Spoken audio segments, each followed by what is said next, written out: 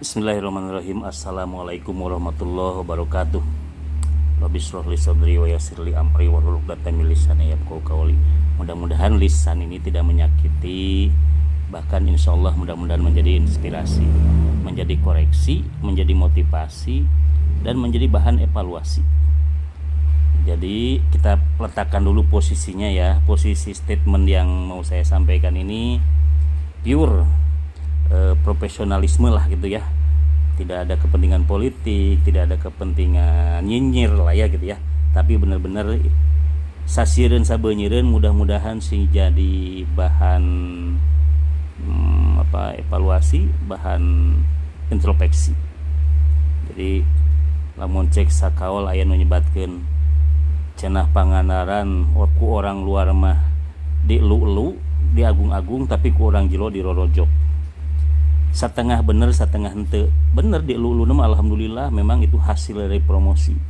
Tapi pada saat dirorojok keheula urang diluruskeun persepsinya. Nu ngarorojok nu model kumaha, anu ngeritik membangun seperti apa gitu.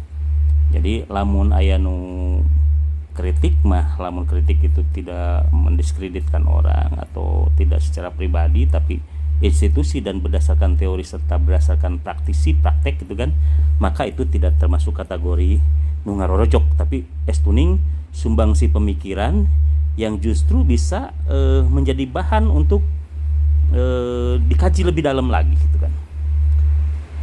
Nah ayeuna mumpung nuju handeup keneh da sim kuring teh sok ngajawaban posting-posting orang lain gitu ya, tapi kayaknya seperti menjadi perhatian. Mudah-mudahan ari ditulis dijawab ku tulisan mah sok panjang teuing cangkeul ngetikna gitu kan.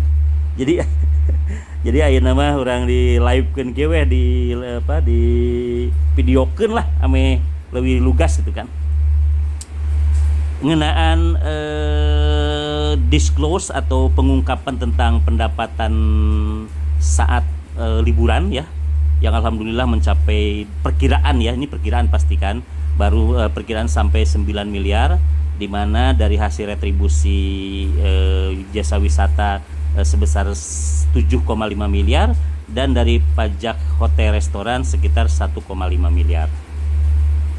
Oke, terkait dengan retribusi, karena saya tidak menyoroti masalah perda yang tentang polemik pribumi dan tamu yang harus tetap bayar, itu urusannya lain nanti. Kalaupun mau dikritisi nanti urusannya urusan perda. Jadi kalau perdanya sebunnya seperti itu ya mungkin harus dilaksanakan. Tapi pada saat perdanya perlu dikaji lebih dalam, bisanya mengandung ketidakadilan, ya nanti silahkan dikaji lagi, diperbaiki lagi bagaimana cari formulasinya, cari formula yang tepat gitu ya, yang adil menurut masyarakat gitu kan. Tapi ini pure masalah tata kelola keuangan dan peluang-peluang serta potensi-potensi yang kemungkinan akan saya sampaikan dari hasil retribusi. Kalau dari pasna, saya kemarin mencoba mengkritisi, masa sih dari pajak hotel dan restoran cuma 1,5 gitu kan, dan diklarifikasi lagi ternyata sekarang sekitar 1,7. Kalau kemarin disampaikan oleh Pak Kadis bahwa jumlah kamar itu sekitar 4.400 sekian, dan ternyata disampaikan juga bahwa itu 100% pada saat tanggal 1 sampai tanggal 5 atau tanggal 8 gitu ya, itu diperkirakan 100% penuh. Maka kalau kemarin hitungannya omsetnya adalah 18 miliar, maka 17 sampai 18 miliar, maka pajaknya adalah 1,7 atau 1,8. Itu dari pajak hotel. Nah, sekarang ya saya tanyakan, kalau dari pajak restoran mana gitu kan? Kalau ternyata dari pajak restoran, dari hotel dan restoran itu baru didapat 1,7. Masa tidak ada gitu kan? Nah, apalagi restoran-restoran kan banyak di pantai barat itu kan, yang di kampung wisata itu kan restoran-restoran besar, jadi harus taat pajak gitu kan. Karena objek pajak baik restoran maupun hotel adalah sebagai wajib pungut. Di dalam teori pajak, wajib pungut itu adalah wajib memungut. Kalau tidak memungut itu salah, tapi tetap harus wajib pungut. Semua ini adalah gampang sebenarnya bagi auditor untuk membuktikan apakah dia membayar pajak atau tidak. Kan ada laporannya.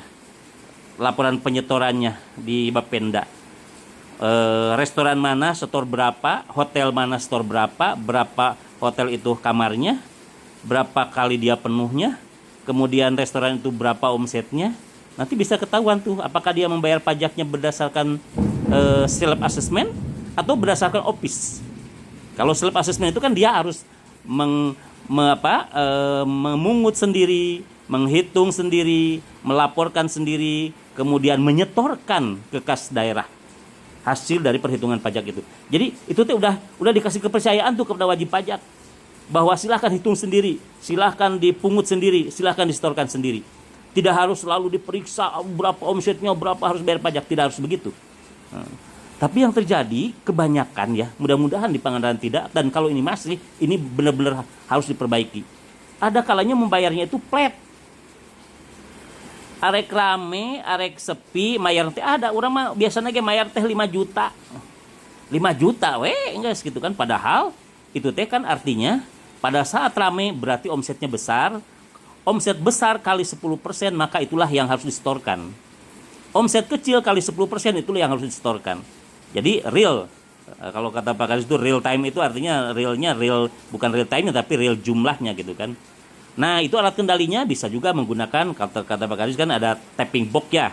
Nah, tapping box itu bisa juga digunakan, tapi memang kadang-kadang tapping box itu juga masih bisa diakalin gitu ya. Jadi omset tidak selalu masuk ke dalam itu, tapi gampang lah. Bagi auditor itu gampang untuk membuktikan atau untuk meyakini bahwa itu benar atau tidak. Gitu kan? Kan ada daftarnya. Hotel apa saja, berapa store-nya, kemudian kita buktikan. Kalau perlu diperiksa gitu kan, buat tim gabungan yang melakukan pemeriksaan penyetoran pajak gitu kan. Nah, jadi artinya kalau hotel itu pada saat ramai dia tidak menyetorkan sesuai dengan omsetnya, maka artinya ada uang negara yang seharusnya di-store tapi tidak di-store. Apa bedanya itu dengan korupsi? Itu adalah korupsi karena itu adalah hak uang negara atau uang daerah yang harusnya menjadi milik kas daerah. Nah, kalau itu digunakan, artinya dia mungut uang titipan dari wisatawan, dititipkan di hotel, harusnya disetorkan. Kalau tidak disetorkan, artinya uang itu dipakai, digunakan atau diambil oleh pemilik, oleh manajemen hotel. Itu artinya sama saja dengan korupsi.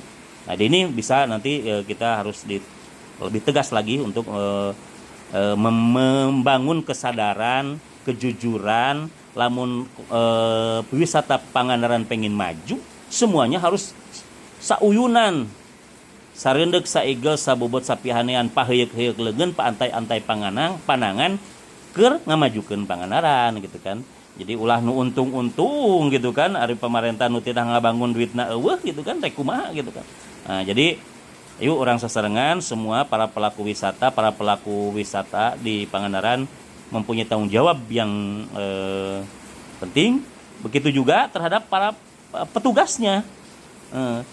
Biasanya ya kalau di kota-kota besar itu ada tuh petugas-petugas di hotel-hotel yang potensial itu dia dipancok di situ. Berapa tamu yang masuk? Dia semacam detektif lah gitu kan. Berapa tamu yang masuk? Dia penuh atau tidak gitu kan. Nanti dia lihat berapa dia store. Nah, di situ bisa langsung ketahuan. Ada monitoringnya itu seperti itu, bukan monitoring hanya keliling melihat-lihat, tapi di situ harus menghitung. Kita menghitung dengan diam-diam, kita pakai checkpoint gitu menghitung. Gitu. Kemudian berapa? Oh ini berarti sekian. Oh penuh semua, berarti penuh semua kali 1 juta misalnya tarifnya kali 10% berarti harus setor dia sekian. Nah begitu ya. Jadi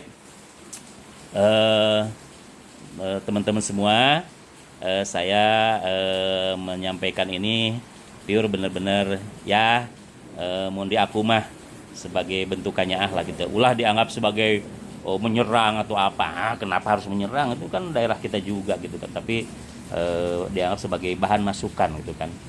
Begitu kira-kira, mohon maaf, dan saya juga tetap manusia biasa, banyak dari kesalahan. Kalau ada yang salah dari kata-kata saya, silahkan dikritisi atau disampaikan, nggak ada masalah.